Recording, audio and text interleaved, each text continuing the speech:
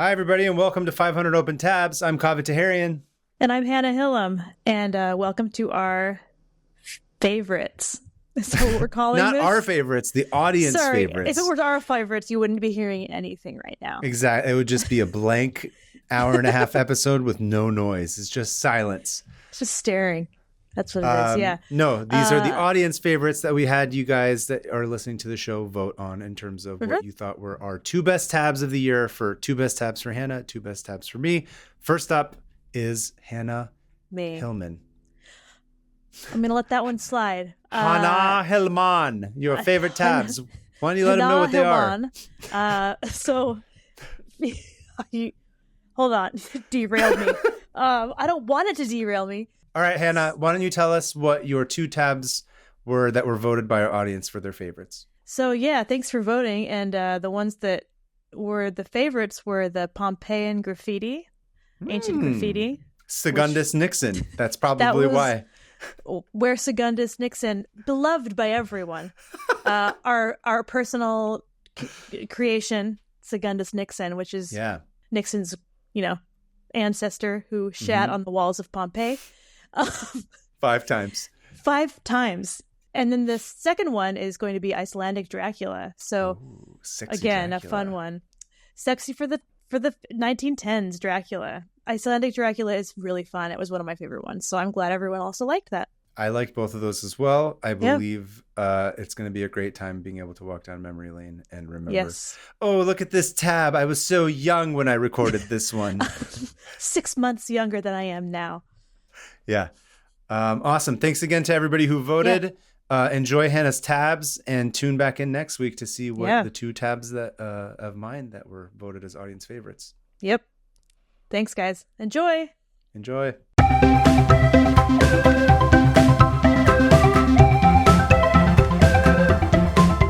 I'm going to start with a story.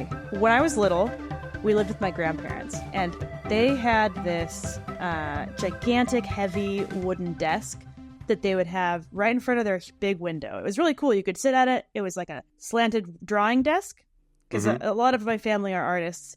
And so they put it in front of this big window, and us kids would just get up there and color and draw and whatever and watch the neighborhood. And one thing about this desk is that people had been carving their names into it since like the 70s. Okay. And my aunts, their friends, you can look through all these. I found one just recently. I went back. It's in my parents' basement now. And I found my name from like the mid 90s. And so that was like one of the fun things about it is everyone got to carve the desk up. Before you changed your name legally to join the entertainment world. Yep. Okay, you don't have a joke for that. I don't understand. A lot of people, change their names when they join the entertainment industry. Oh, that's right. I just derailed you. Sorry. Continue. I don't care. I don't. Sorry. I don't care. I'm a professional radio person. All right. Anyway, so all of us kids would just carve into it. Like one time on one of those, 9/11. You're familiar with 9/11. I've heard of it. Yes. It was a date. Anyway, there's a big old carving on that desk that I did on 9/11 while watching the news. Of the two towers? No, I wrote 9/11 World Trade Center attack with a knife, and I was like 14 and being like, this needs to be kept. This needs to be written down. Like as a diary entry of some sort? I don't know, but that's what I want to get into. Something in me decided that this needed to be put down permanently. Okay. When I was back at my parents' house just a week ago, I was looking at this desk and I found the 9/11 carving, and I was like, why did I do that? Why does anyone do any of it?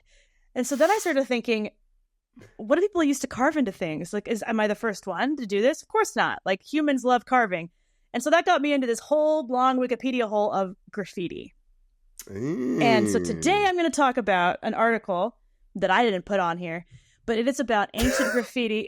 It's about ancient graffiti and the humans need to leave a mark. And I have a question. Do cave paintings count as ancient graffiti? There's a difference. There's ancient graffiti, which is like, paintings, cave paintings, whatever, but there's written graffiti that is very specifically what I'm going to be talking about today. Because so graffiti is specifically in this case, it's written and it has like a message, like a derogatory message. You're saying most of the time, yeah, but it's just a message in general. So ancient graffiti, dude, this is That's cool. I didn't There's know. so I didn't even much. think about this being a thing. Yeah. So when I started, oh, by the way, I was going to say my celebrity that I met at that table was Andre Agassi at my grandma's drawing table. Wait, sorry. Oh, he was. I'm sorry. He What? was babysitting me. Doesn't matter. Andre Agassi was? Yes. When? On 9/11? On 9/11. No, I was like Oh. 4. My aunt's My friend head was about to explode if that was the case. You're like, dating- I watched the towers fall with Andre Agassi as I carved into this old wooden table. No, him and his girlfriend babysat me as a kid once, and me and Andre Agassi drew a bunch of pictures of cats on that table. So Where are these? Oh, do you have pictures of these cats? no, The cat drawings? I drew Of the so cat many drawings? cats that my mom, I think, just threw all of them away. Cat People out October 8th. Buy it now. Pre-order and get a tote bag. Ugh, yeah. Didn't mean to scoff. It's actually great. You're scoffing at your own book. Yes, continue. Anyway, that was a little thing. So I started reading about ancient graffiti, and the first thing that came to mind was how natural it is, and like the human urge to make our mark on something permanently, I think is one of the deepest like things why we do anything. Like painting on cave walls. It's like, well, I'm gonna die. I may as well paint something on this. I believe the thing that they used to always tell us in art history class was it's controlling of nature. It's the human's instinct to try and control nature. Interesting. That was what I don't know if I agree with that. I don't know if I agree with anything, but continue. That's interesting. I had so many like artistic awakenings in art history class, just watching a bunch of non-artists like pick apart art, and being like, they don't know what it is to make art. They don't get it. Oh, don't get me started on every art class, every class in art school. I would just get in a fight with everybody. In Same. Be like, maybe they just wanted to put that color up there. I don't think about anything, and they're like, well, what does it was mean? not popular. I'll just say that. No. That was the class I got called a communist. Anyway, that's a different story. It was 2008. If you liked Obama in Utah, you were a communist. Interesting. There's this human urge to make marks on things, and I think it's all about our fear of death and our fear of not being here anymore.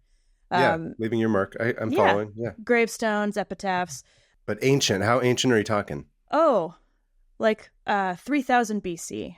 Oh my God. Are we literally talking about bomb graffiti on the tomb of Nefertiti? Is that from that lyric?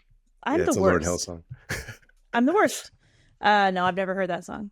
No, continue, but yes, actually.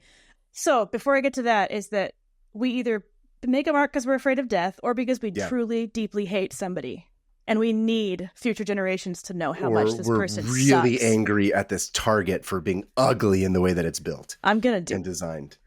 If anything lasts, if my legacy is anything, is that condos and targets are ugly. So I looked up what's the oldest graffiti.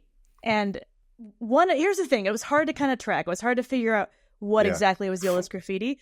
But one of the oldest was in a tomb in Egypt by an ancient tourist. I forget that Egypt ancient Egypt had an ancient Egypt. So like in 2000 or around what, so there was tourists like 2,000 years ago looking at Egyptian stuff from 2,000 years before.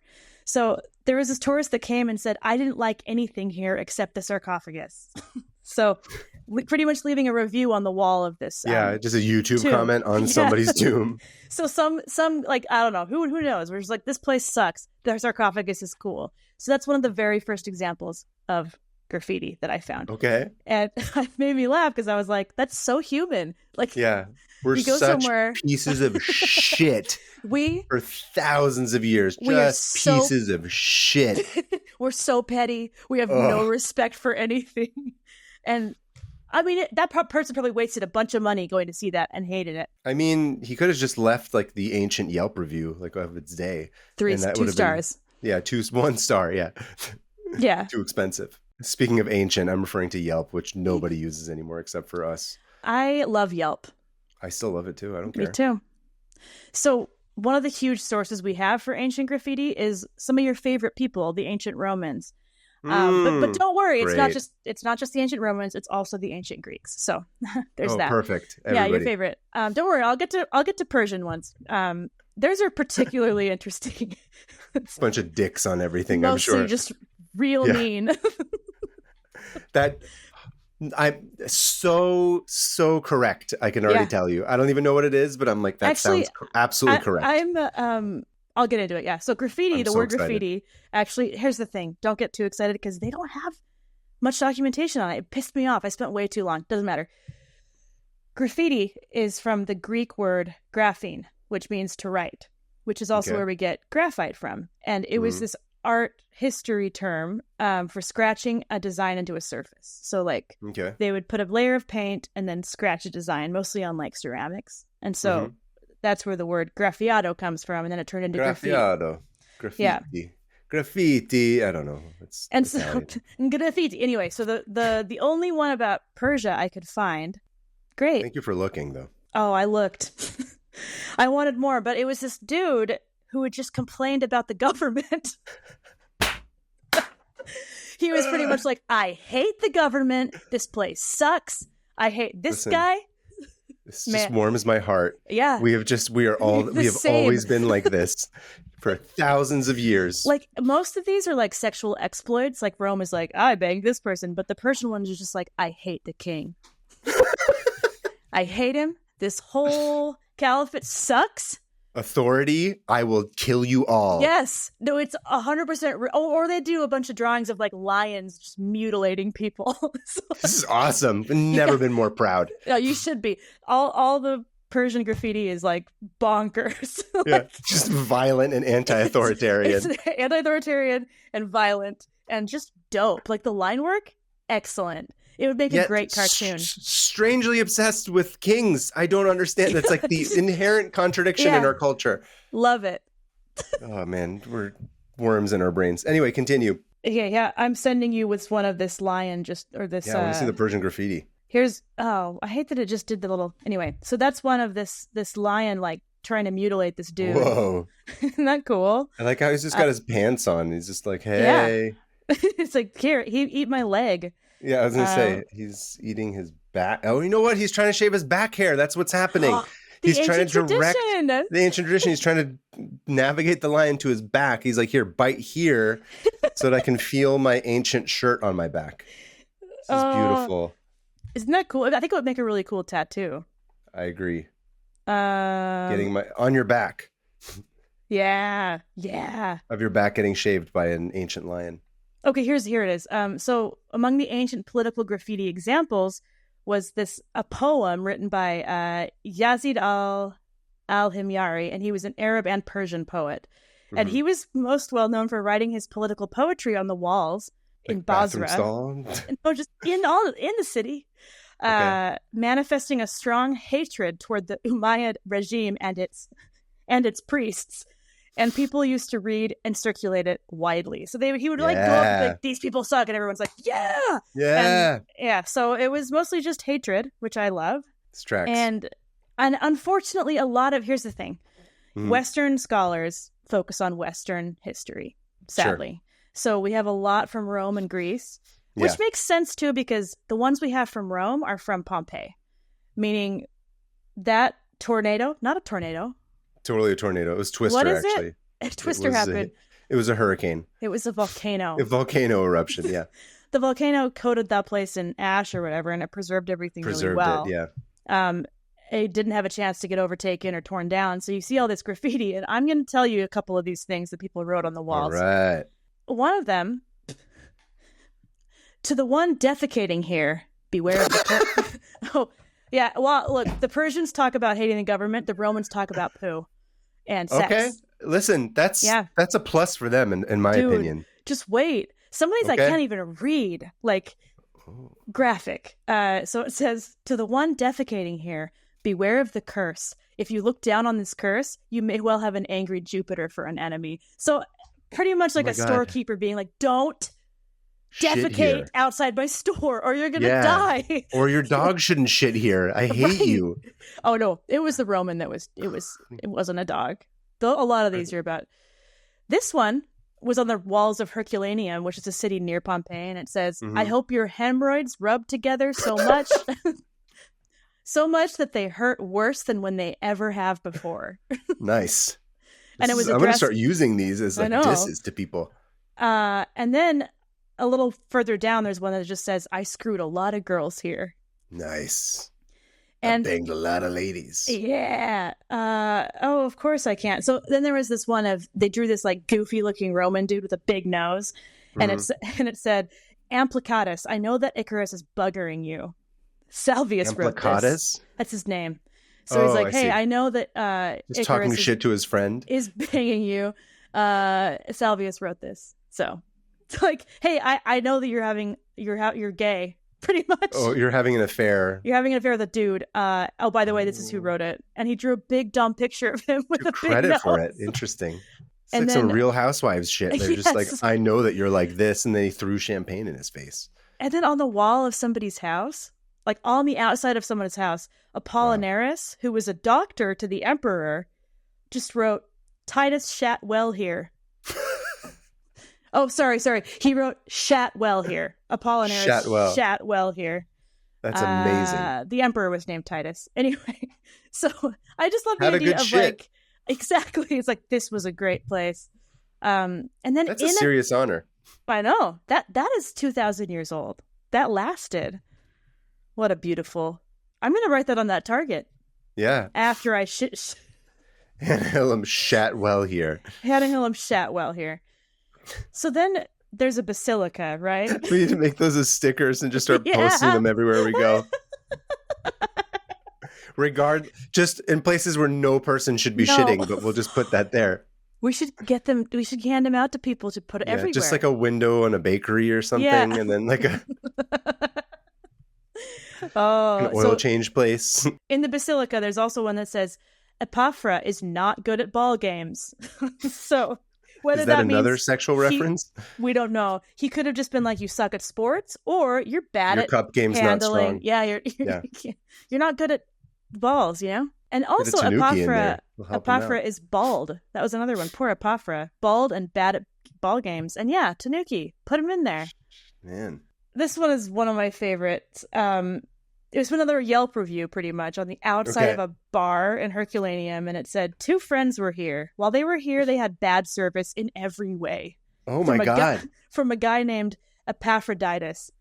They threw him out and spent 105.5 sestertii, most agreeably, instead on whores. So they had a bad service. They're like, give us our money back. We're going to the brothel. They're like, listen, this hamburger should not cost $25, and it didn't even come with sides. Eat shit. I could buy a prostitute with this. We're going to leave and bang some whores. What is he saying? It's Always Sunny. Banging whores. I can't remember. Banging whores. She's my best. What does he say about Roxy? Was it Roxy? His whore wife? Bang maid? Is that what you're talking about? The bang maid. And then here's some anti-landlord stuff. Outside the woodworking shop of Petitus. Oh, no, sorry. This is about a bar owner. And Petitus wrote, would that you pay for all your tricks, innkeeper. You sell us water and keep the good wine for yourself. So pretty much saying, you water down the wine, you bastard. Bitch. How dare you? Yeah. Petitus. Petitus. There's one that just says, Phalaris is a eunuch. This one just says, hey, Cornelius, go hang yourself. Secundus defecated here 3 times on one wall. Secundus, that's quite the name. Yeah, he defecated 3 times on the same wall. Which at the same time or on 3 separate occasions? I think 3 separate occasions. Okay. And then in some gladiator. Secundus might want to go see like a gastroenterologist. Yeah. Secundus cannot stop. Yeah. Thankfully, we know one. He was on the previous episode. Oh my gosh, let's get him. Or I guess 2 episodes ago. Do you think he's available? To travel back in time to see Secundus? What was his name? Scotus? I forgot. Secundus. He goes back and just helps this guy with his bowel movements. You should not be shitting 3 times on a wall. Instead of being like, watch out for the volcano that's going to kill all of you. That's not what a GI can do. That's not what he's legally. That's not what he was trained to do. Exactly. He's not legally allowed to give information about other things. Continue. So sometimes there's like declarations of love, like so-and-so loves so-and-so. Those go back all the way. It's either hatred or love. Also, a lot of popular social and political ideas were scrawled on the walls, which were pretty cool because they'd also have like campaign posters. They pretty much carved campaign messages on walls, like, "Hey, vote for Nixon's the one," is what they wrote. Nixon is good. Nixon shat 3 times on this wall. Vote for him.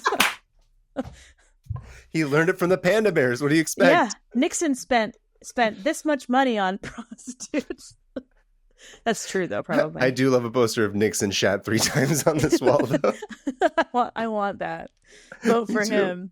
Vote for Nixon. He shat 3 times on this wall. Imagine, like, finding, you know how they find all those Pompeian, like, mummies or whatever of their last moments? It's like the guy jerking off. Like, I've seen that one. Turns out he wasn't. Sorry. He wasn't? No, he wasn't jerking off. Don't ruin the don't ruin the dream for me. He was jerking off. Okay, thank you. And that man was Nixon. Yeah. But I keep thinking how funny it would be to be like, there's nothing that feels better as a good jerk after a triple shit on a fine wall. He always said that. Yeah. That's what always. My father used to tell me. Anyway, continue. Sorry. Secundus Nixon. Okay. Secundus Nixon. Secundus Nixon.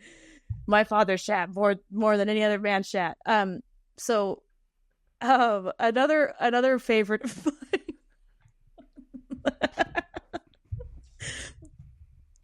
Yep.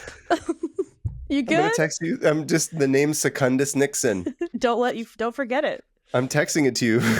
I'm starting to feel the no AC, and I feel like I'm sorry. gonna Continue. lose it. This episode is off the rails. I know Secundus does mean second, though. I do know that. Okay. Look, you're that makes sick. sense. Secondus. If you're sick, it's going to be off the rails. I'm fine. I like how you're more off the rails than I am on this episode, and I'm the one that's ill. I'm arguably also ill in other ways. All right. That's standard, though. That's every week. Secundus Nixon shat 5 names.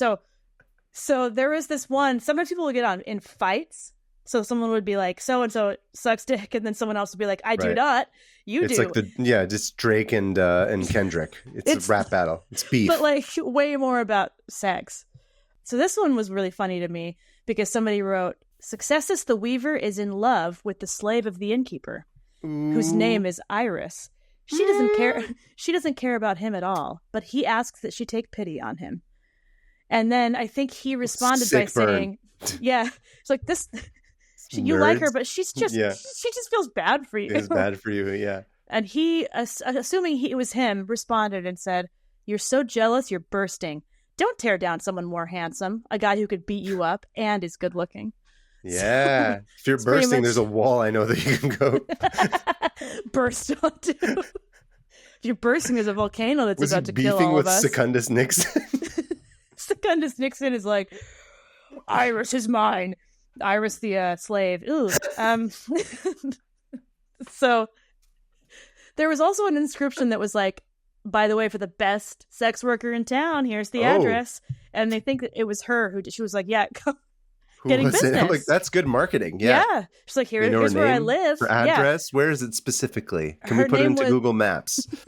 It's literally Pompeii, and you have to dig through. Yeah. So this lady probably died. She said her name was Novelia Primigenia of Nuceria, whose great beauty and services were in high demand. Here's another one that I love, okay? Just on the wall, somebody just carved a big penis. Love it. And wrote "handle with care" underneath it. That is legitimately awesome. Right?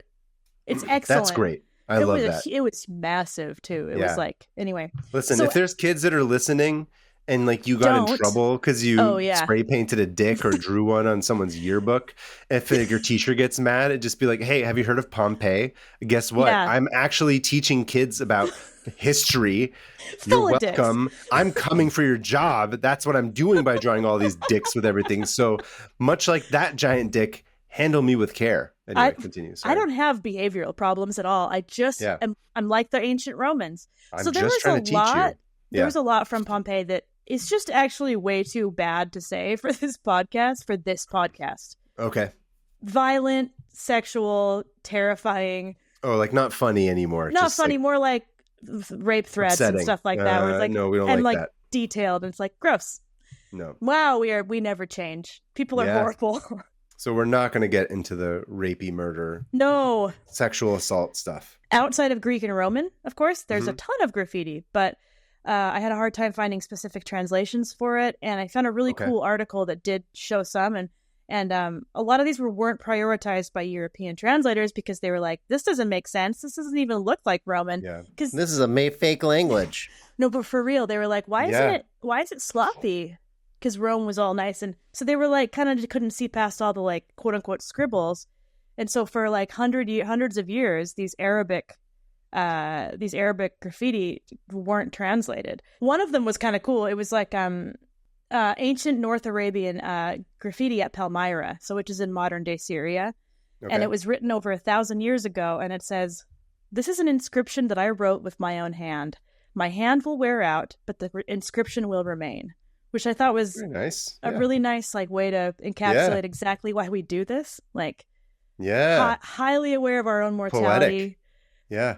Well, almost like accepting too. It's like a weird way to say goodbye. Does that make sense? Yeah. Like, yeah. This is what I can leave. And No, that's it's beautiful. about it. Yeah. I love it. And other than that, dick, a lot of dick drawings, a lot of Also beautiful arguments. But have you ever been to the Roman baths in England, anywhere in England? I don't believe I have. There's a bunch of those you'd remember. They make you drink the bath water. Oh, yeah. Gamer Girl bathwater, famously. That was in the ancient Roman one. Yeah. Oh, yeah. Yeah. No, I don't think I have. I don't remember if I did. There's a lot of those like fights there. Like they would carve onto like coins and tablets and like insult each other and throw that in the baths and like do curses on each other. So you could go and you could see like these curse tablets that'd be like, so and so, I saw so and so doing this to so and so in this bath, and I hope he dies. Like, stuff like that, where it's like, I hope this god, it just rips this person apart for doing this. This is why there's so much. I mean, particularly in Middle Eastern, North African, like the Mina cultures is like the evil eye, and then like the burning of the rue and all these things of being like, there are bad spirits because people are literally writing death threat messages on tablets in like bathhouses against me. I got to protect myself against this shit. Put this pepper on my door or whatever, or the evil eye from here from protection. Like there's all these different things that people do. It makes it's like sense. your only way of battling it. It's like those one of my Wiccan friends has the things you carve above the carving. You carve these symbols above the door to keep out like curses and stuff. It's like it's all over the place. I think it's like our only way of being like, someone just cursed me. I got to do something just in case. Besides all these like Eurocentric ones, like I was saying that there's some pre-Islamic Arabic writing that they found maybe about 200 years ago by an English guy. And he was like, I don't understand this. It's in like scribbly writing. I don't get it. Yeah. And he just kind of put it in, like he put it in the back of like some... The British Museum.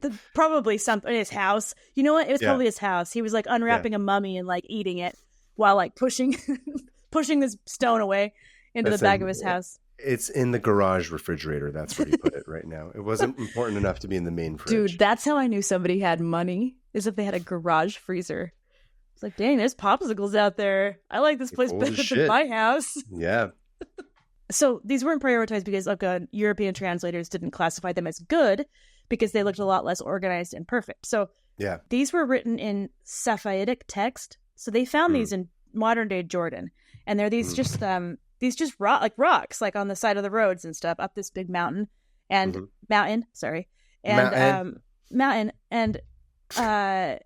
They bring some of them back and no one translates them until like, I want to say the 60s. They're like, we'll get around to it eventually. Because they were like, I don't know what this language is. And turns out it's like, just an Bob, ancient... you can do it. He's just like, I'm not really organized. I can't do this. Let's go read more Roman stuff. Yeah.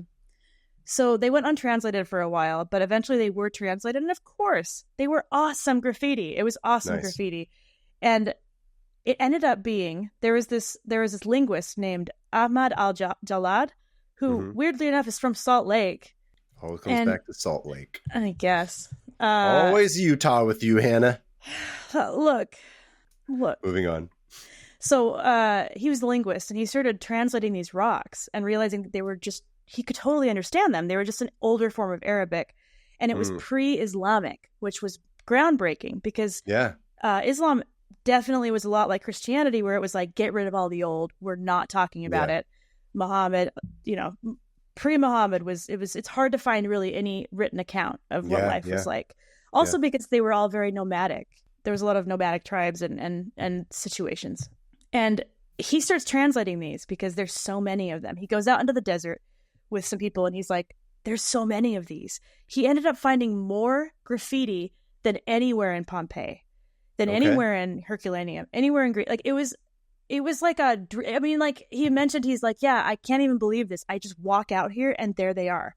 You don't have to dig. You don't have to That's lame. You don't even have to dig? That doesn't sound as fun. It's not, but like... It's convenient though, yes. It's nice. He's like, oh wow, dope, there's hundreds of these stones.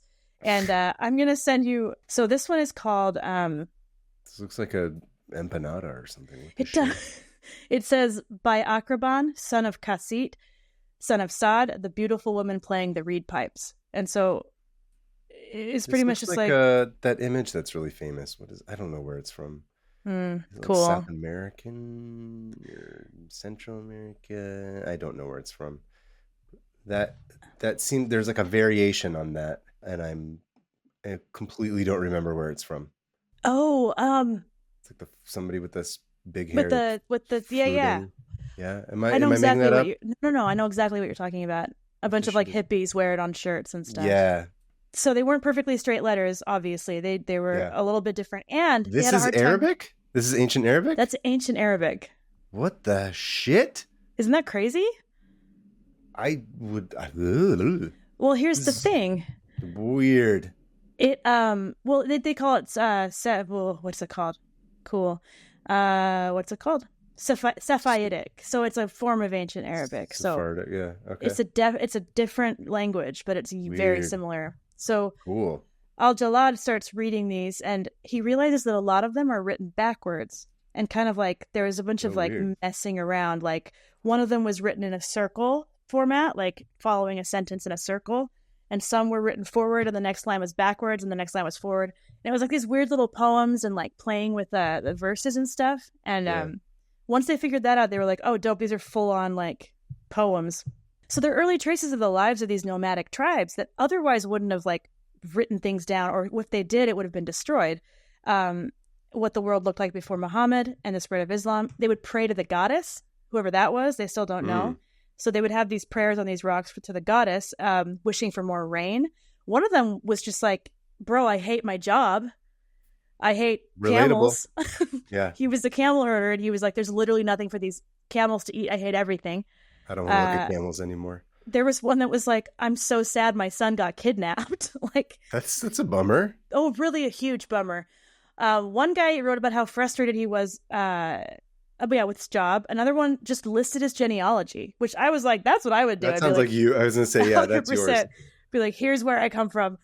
And then many complained about how much they hated the Romans. Is this a Persian tribe? You know what? It might be. No, the Romans ruined everybody's lives. So all those Romans that were like pooping 5 times on a wall were also terrorizing these poor nomadic. Thanks, Secundus Nixon. I hate Secundus Nixon. Nixon. And here's the thing. I wanted to find a bunch of them, but I really couldn't locate very many of the actual translations into English, just like descriptions of them. But a lot of them were really cool. Like, are they written? The translations are written. Not the translations. The transcriptions are all written in Arabic. Arabic, yeah. It's. Okay. Can you read Arabic? No, I cannot. Okay. But we have listeners of this podcast. We should. So I was going to say, if anybody can read Arabic, and there's way more to this tab that's like a really cool story. So maybe I'll go back to it at some point. But I thought it was important to actually like not just talk about Greek and Roman stuff because they get all the attention. I think it's awesome. We're still, I mean, if anybody works in these fields of the linguistics, like ancient linguistics, like I would love to hear about more non-Eurocentric linguistic stuff, like, or findings, you know, like this is fascinating, especially pre-Islamic, because like that's like you get to see this little slice of life of like this bored camel herder praying to some goddess. I want to know who this dude's yeah, like I could just see him sitting there being like, I'm so bored. I'm so sick of this. I gotta, and like the urge, like being so annoyed with something that you have to carve it onto a rock is so relatable to me. Like, I agree. I would absolutely do that if I were stuck somewhere I didn't want to be. I would find a rock and I'd carve a bunch I hated in it. We're the same. We've been the same this whole time. I agree. And I think that's beautiful. And I think so too. But it bums me out because there just isn't very much work going into finding translations for these. So, but it's getting better. Are these in the article that you yes, I will link as your main source? Okay. I have two articles.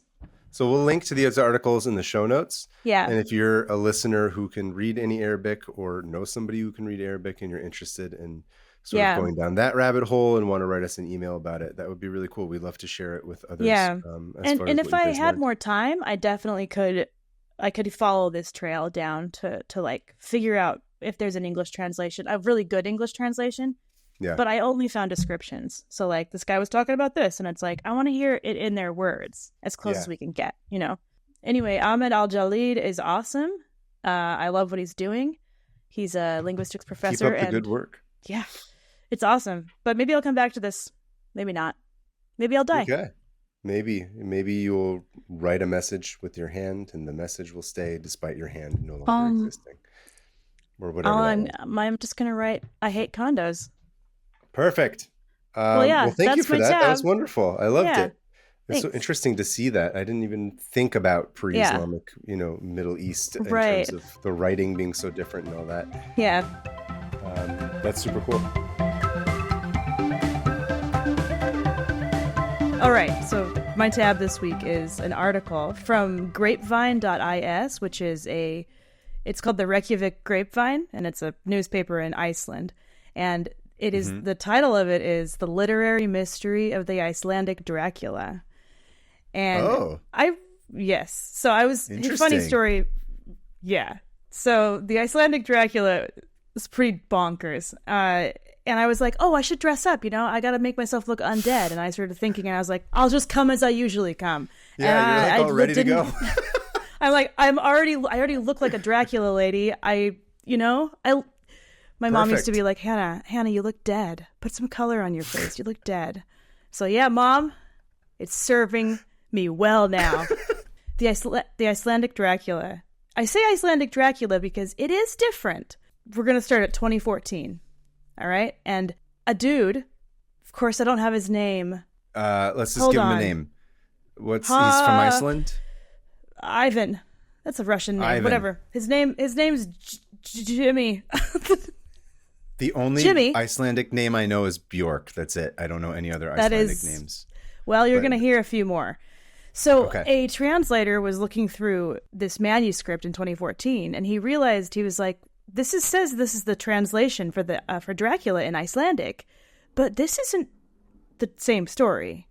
Mm-hmm. And he discovered that for the past 100 years, Iceland has had a completely different story than everyone else. I love that. And so he was like, what? And so then they get going, they're like, oh, we have to figure out how to translate this to English. I already love this. It's just a guy that was hired to be the translator, clearly didn't speak English or whatever language he was translating it from. He just made it up and no one noticed for 100 years. He spoke English, but he didn't think Dracula was good as it was. So this goes back to 1901, right? And Dracula has been out for about 4 years, written by Bram Stoker.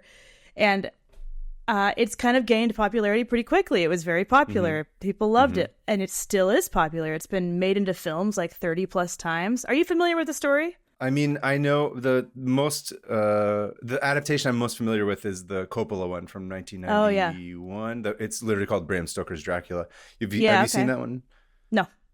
Oh, okay. I'm assuming because it's called Bram Stoker's Dracula that it's the most accurate to the book, because he decided to put the author's name on top of the film, like above the credits. But I have no idea. I love that movie, by the way. Is it good? I gotta listen. I mean, watch. It's really just as a sidebar. It was it was early 90s, and Coppola was like, "Oh, I want to make this movie in a way that sort of feels like the 20s and 30s, before cool.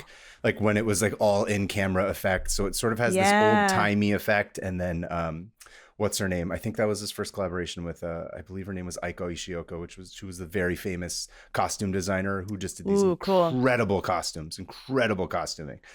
I gotta watch it. Deep blood red. Actually, the opening of that film is something that I saw when I was like, I don't know, 13, 14. Too young. And then I was like, this is amazing. I don't know. Some people think it's like cheesy and kind of like overly operatic, but that is the character, I think. Yeah.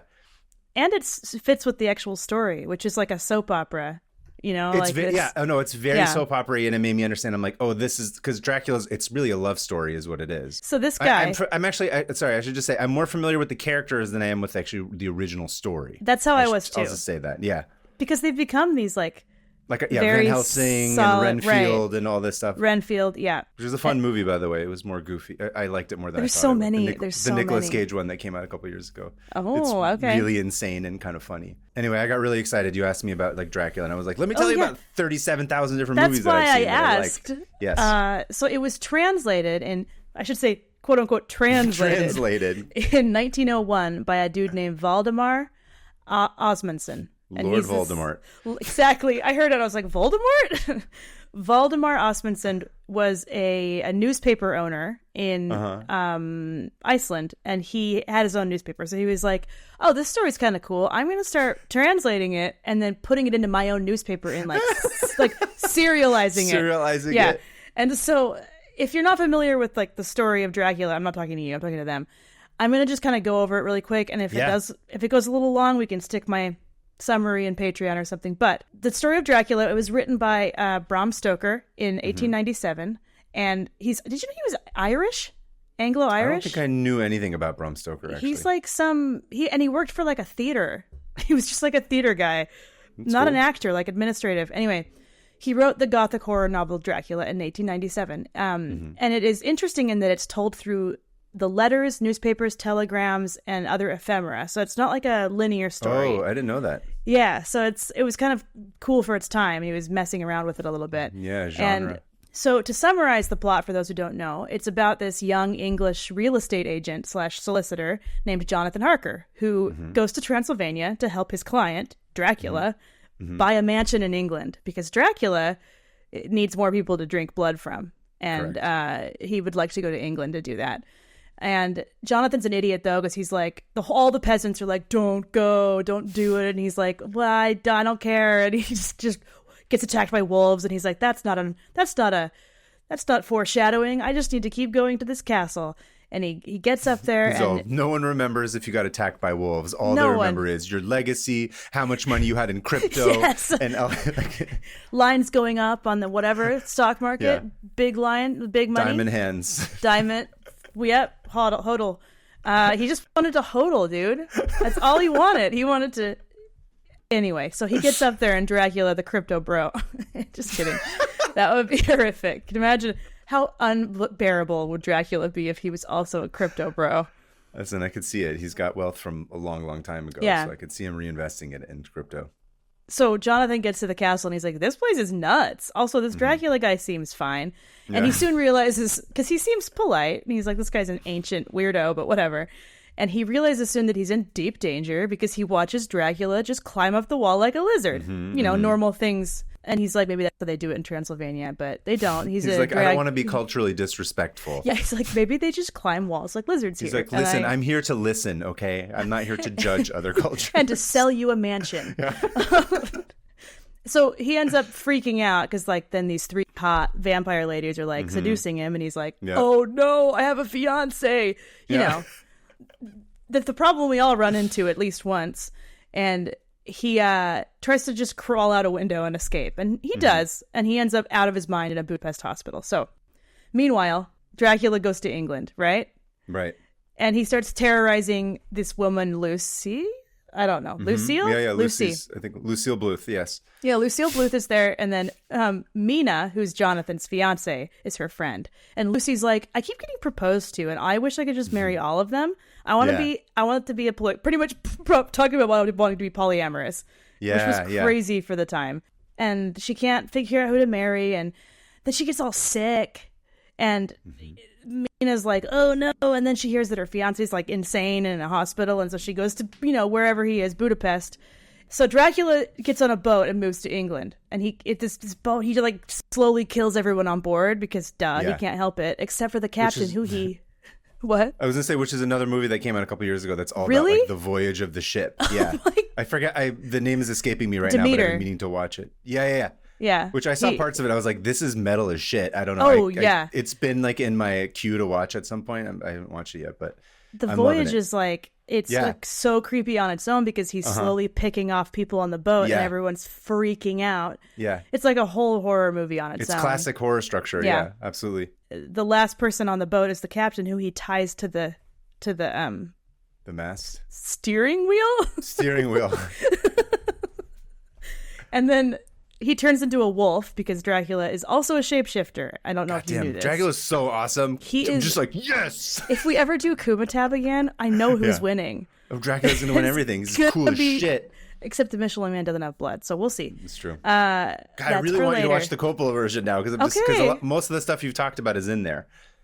Oh, sorry. You're just like, no. I mean, like I'm excited because I'm remembering it from the film. Oh, okay, all right. So I'm just like, that part was cool, and then that was awesome, and then that shit was crazy. Like it's really cool. I'm glad I'm following the plot, and they did a good job.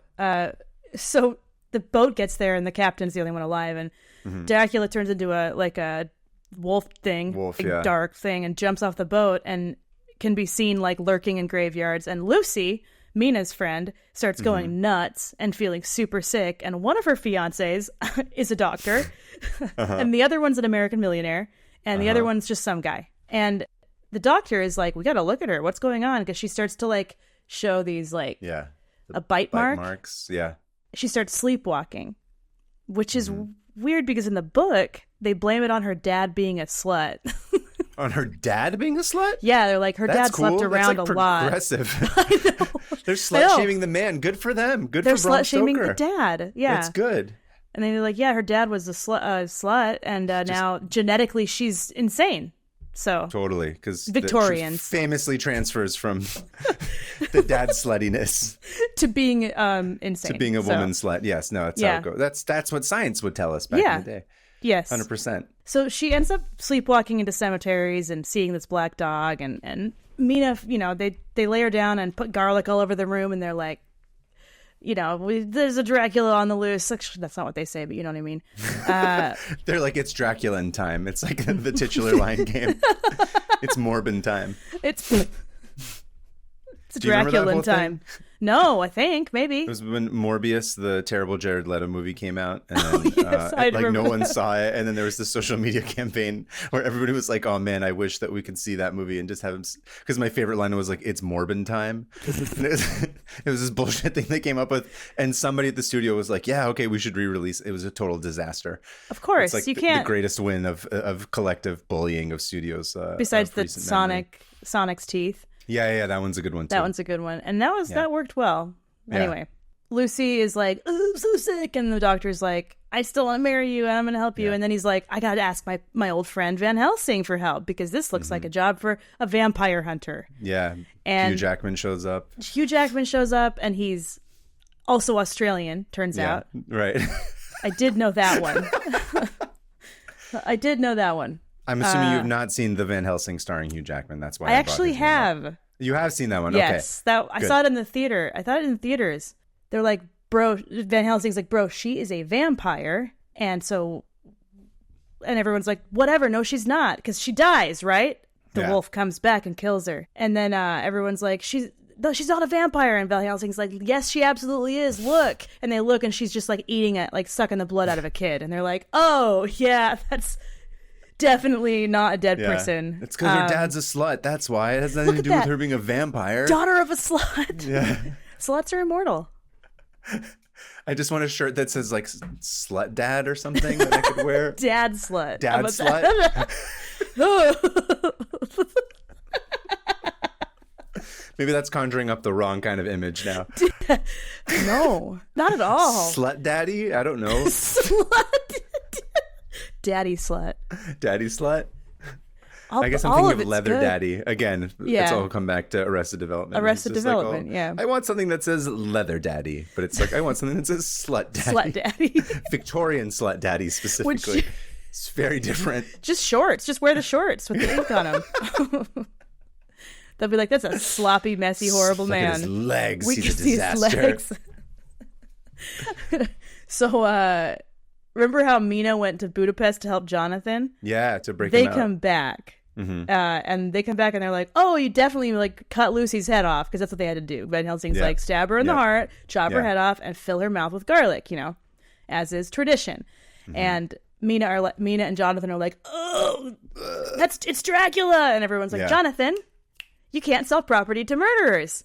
Immortal murderers, especially. And now we got to destroy him before he kills Mina, too, because he starts to get in Mina's head. You have to wear the cone of shame today for the real estate agency. You do not get to come to the pizza party on Friday because you sold to an immortal murderer. You do not get the weekly bonus of an extra set of steak knives. There is no Christmas bonus. There's no Christmas raffle. Nothing for you, Jonathan. Coffee is for closers, and you are not a good closer. No. In fact, you're the worst real estate agent England's ever seen. You call yourself a salesman, you son of a bitch. I'm just quoting all movies today. Anyway, continue. I actually knew that one, I think. Now they're like, we got to kill him. And so Dracula runs away. And he's like, ooh, get out of here. Uh-oh, someone caught me. I gotta go home. Sorry. I'm sorry. He I don't know, like blood coming out of his mouth the entire time. Who, me? Little old me. He's just gaslighting everybody. He's like, me never. Yeah, no. He runs away back to his Transylvania castle, and they all follow. And then they're like, they ambush him, they get him, they cut his head off, they kill him, and Mina is no longer sick with vampirism or whatever. And everyone lives happily ever after, except one of the fiancés of Lucy gets killed in the fight, and it was the American millionaire. Yeah. So we are disposable in this story. Yeah, thanks a lot, anti-American. So that's the story. Right. In a nutshell-ish, what's his name? Valdemar. Lord Voldemort, right. Is like, I think this might need way more boobs. And listen, already on board with this. Same, this dude. Man is a genius. I love it. He was like, there's not enough tits in this. Yes. And I'm going to add some more. And so he starts writing his own fan fiction of Dracula. And he's like, you know what else it needs is Satanism. And dude, this guy's the best. Oh, yeah, dude. I want to read this version so bad. It sounds amazing. And here's the thing, though. It's pretty similar, right? Until it gets to the castle. So Jonathan has been renamed Thomas for some reason. Who cares? Right, there's boobs. And it takes Thomas Jonathan, I'm just going to say Harker. Takes Harker way longer to realize he's a prisoner. Because he just spends time being horrified left and right in Dracula's castle by all these things that are going on, including the 3 vampire chicks are gone, right? But they're replaced with Dracula's... No, but they're replaced by another one. Dracula's female relative named Josephine, who may or may not be his niece. He's keeping it Josie. Damn, you beat me to the joke, dude. Sorry. I was going to say he's keeping a Josie. Keeping a Josie, okay. So Josie is like this... may or may not be his niece, but she's super hot and she's immortal and sexy, and she gets Harker all obsessed with her. And Auga style, eyes popping out of his head. Where he's like he turns into a wolf for a moment and just bangs the table. Yeah. He can't keep his eyes off of her because Josie just tits out all the time. Just nothing on top. And she'll be either covered in blood or diamonds and, classy. But this sounds cool because it sounds like he didn't just arbitrarily say it takes him a long time to realize that he's being held captive. It's like all of these things are what any I shouldn't say normal, but most of us who are a little bit insane would just be like, what? This is metal as shit. What the hell is that? This is awesome. Wait, I'm prisoner? Am I sure? I don't know. Maybe. Do I like this? Yeah. I might like it here. Yeah. And so I love Valdemar. I love him so much. So Valdemar Osmundson spends a lot of time talking about boobs. A lot of it is describing boobs, what they look like, who has them, what are they wearing. It's hot. And Harker wanders around at night and finds a basement filled with other vampires. And can you guess what they're doing in there? Each other? Orgy. Yeah. So this has way more vampire orgies and satanic rituals, like literally praising and worshiping Satan in the basement after their orgy. I don't know if I can make it to the end of this tab without like busting out and wanting to read the entire thing in one fell swoop. Simmer down. Yeah. So, I'm all hot and bothered. I'm a little bit too, to be honest. We should get a Dracula. We should get Josie on our podcast, but not the ones we know. We should get the Hot vampire Dracula. One. I think Hot Dracula, vampire niece. We'd both explode. We'd both just like, oh no. Okay, so another huge difference is that Dracula will not shut up about politics. So he's just... Listen, it's got a little bit of everything. You can go look at boobies, and then you can go discuss politics with somebody, which, you know me, I love to debate for sport. I don't even care if I like agree with I love just politics. Fun to argue. Yeah. Boobs, politics. So far, I'm on board. Yeah. All right? And you don't have to pay to be there, I'm assuming, right? Like, you're being held captive. Like, this sounds great. I'm his guest. Yeah. I'm waiting to see where this is like bad for anyone. I'm deciding when I'm not into this anymore. Yeah. And so far, I'm into it.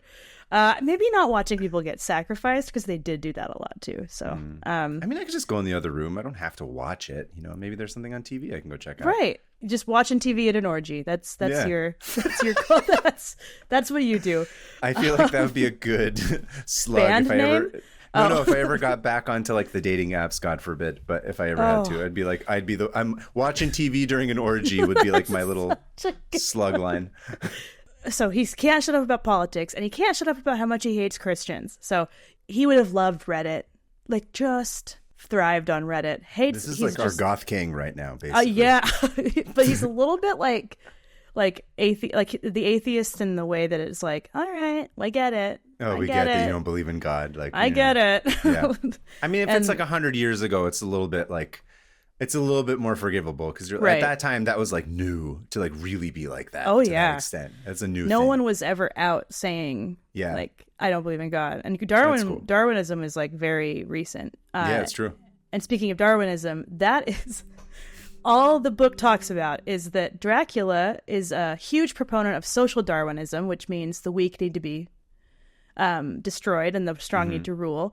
Mm-hmm. And all he talks about is that.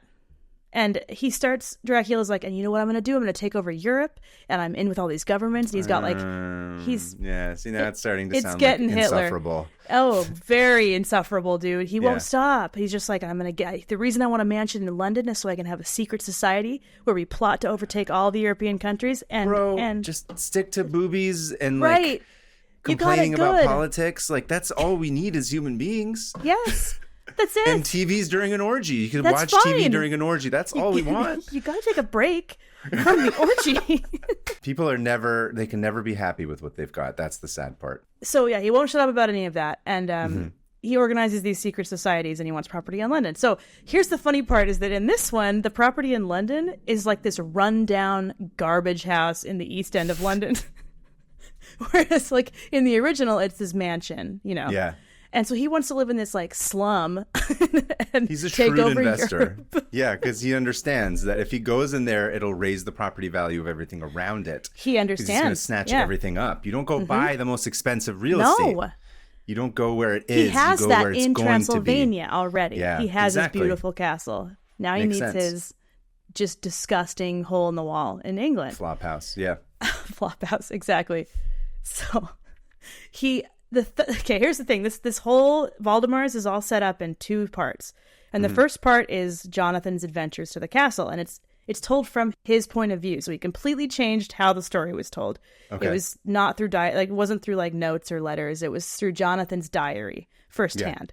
Yeah. Okay. Or Thomas's or whatever. Right. And that is that whole section, the castle part with the orgies and the ladies, is 80% of this book. All right. If you remember, there's the whole part where they have to still kill Dracula and go to England and like Mina and Lucy. The last 10% where he just it crams is the last 20% where he like shoves in. He's like, oh shoot, I gotta actually say what happens. I forgot. I gotta stop my smut. Gotta stop writing smut and actually get to the point. And he ends up shoving the last stuff into like 60 pages, whereas First of all, the original book is like 500 pages. Who of us has not done this? I did that today. Yeah. I did that today with this tab. No. The original book was like 500 pages, and he got the whole thing down to like 250 pages or something. So he cut out like so much stuff.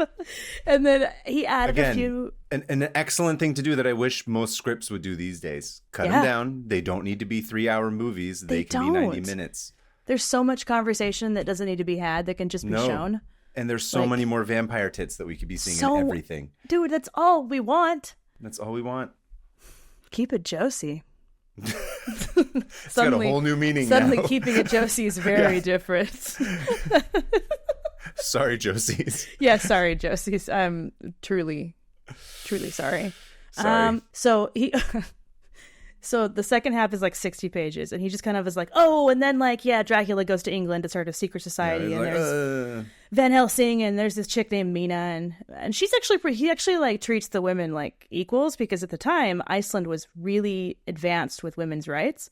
Mm-hmm. They were already giving women the right to vote and to like serve in government positions and stuff. Cool. So yeah, they were on that. So Lucy and she changed the name to Lucy Western instead of Lucy Western. Eastern. Instead of Lucy's Northern, Eastern. Yeah. Van Helsing is just like this footnote. It's just like, oh, this guy comes, and they all capture Dracula in his house in London and kill him. So there isn't. Makes more sense. Yeah. It makes way more sense, I guess. Yeah. And here's the thing. The article I read had so much more that I can't even get into, and I would want everyone to go click on the article in the description, because it's so well written, so well done, and it gets deeper into all of this. But here's a crazy thing that happened in 2017: is they took the new old manuscript, and they're like, we're going to translate this back into English, but it's going to be the Icelandic version, which was called Makt Myrkrana, which is Icelandic for power of darkness, which is from one quote in the original book where they say something about power of darkness. So they decided to translate Makt Myrkrana into English, and it caught the attention of this guy named Hans de Roos. So Makt Myrkrana, it turns out, was lifted from an earlier version of this. So another lost version in Swedish. Of Dracula? So they have these of Dracula, the Swedish Dracula, which was lost, and then they realized later that Valdemar's isn't even the original fanfic. It's a Swedish one. So it's a fanfic of a fanfic? Yes. What? Yes. So I know. So the Swedish one kind of got lost, but it was also published in a newspaper. And that one was called Morkrits Makter, which translates to power of darkness. And then everybody's like, so wait, where did this actually come from? So they started looking into, because Bram Stoker did have some earlier drafts. And so they were like, did they somehow get a hold of an earlier draft? Yeah. And they find his earlier drafts, and there are characters in there that he cut, but that are in the Swedish and Icelandic versions. So somewhere down the road, they think that somehow, probably the Swedish person, got a hold of a manuscript, an early manuscript of Dracula, and then just lifted characters out of there and kind of did their own thing with them.